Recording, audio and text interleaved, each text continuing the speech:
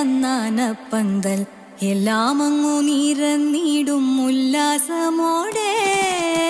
ചെണ്ടക്കാരും അനവധി കൊമ്പുകാരും കുഴൽക്കാരും മണ്ടി വന്നു വേണ്ട പോലെ തുടങ്ങും മേളം. അത്തുതിക്കുമതുനേരം ഉത്തമന്മാർ മുഴക്കിടും മദ്ദളങ്ങൾ ഘോഷിപ്പിച്ചും ഉദ്വേഗമോടെ.